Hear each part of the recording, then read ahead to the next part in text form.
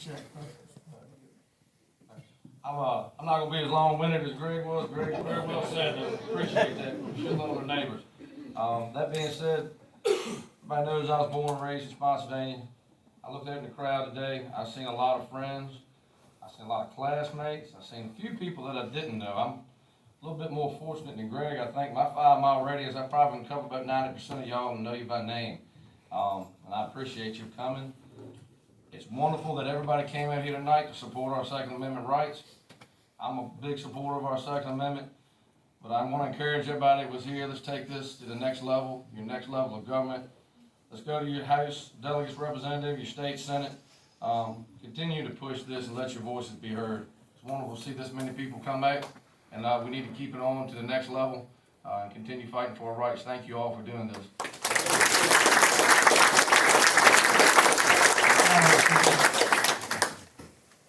Sure, I'm not used to going last or anything, you know. First of all, thank you everybody for coming out tonight, and thank you for staying, and thank you for listening to Greg for so long too. It's your last meeting, we can do that. First of all, I find it really sad that we're even here discussing a resolution that basically says we will stand up for the Constitution that we swore an oath to. That is exactly what we're saying.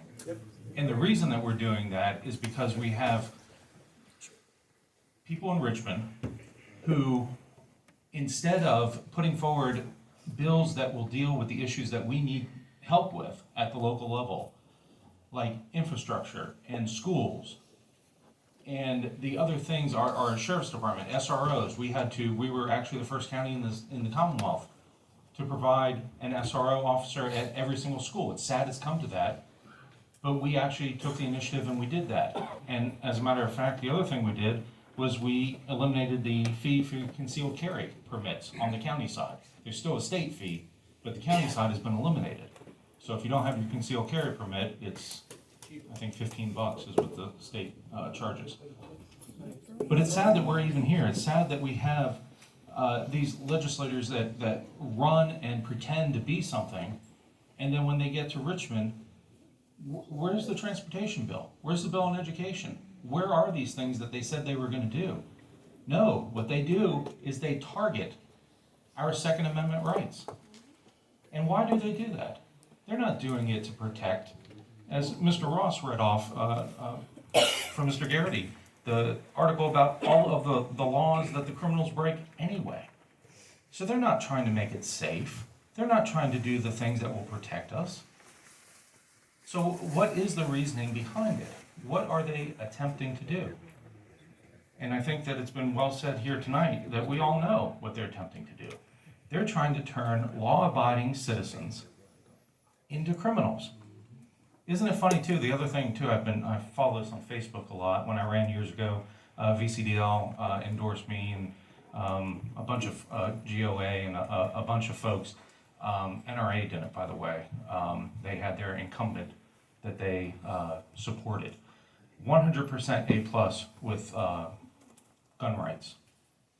I met so many folks, and they're all across this Commonwealth coming out to meetings just like this. And you know the one thing that isn't happening?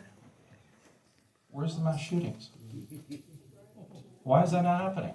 I mean, you would think that the way that we are being painted, my goodness, this should be a bloodbath at every single meeting. But who was actually thrown out by our deputy? Was the other guy.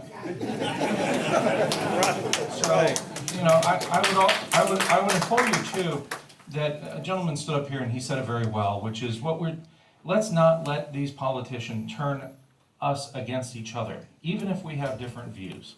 The lady that stood up and talked about the safe schools. I have 2 kids in schools, in Spotsy schools.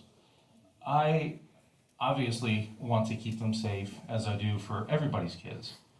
And she is well-meaning, and she is concerned. She's not our enemy. We need to make sure that we take our values, educate her, turn her, get her on our side, get others on our side, explain to them why these rights are so important. And the last thing I'd like to say is that don't fall for what, and I know you're not going to, but don't fall for what the governor is trying to do. Where he sits there and says, well, we're gonna turn everybody into a felon, but oh, don't worry, now we're just gonna grandfather if you do this. Losing a few rights is not a victory because you didn't lose more.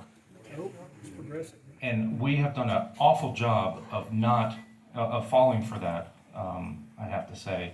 Plus, I truly don't trust our Attorney General who refused to support and defend our marriage amendment that was passed by Virginians years ago. He didn't agree with it, so he refused to defend it. And then I also really don't really have a lot of faith in our governor, who, a very simple thing of, who put a couple pictures in your yearbook? He can't figure that out. I really don't trust him with our Second Amendment rights. So with that, I'd like to say, the other thing too is that this resolution was put on here without objection from any board member whatsoever. And I think that that is a great statement in addition to the vote that we're about to take.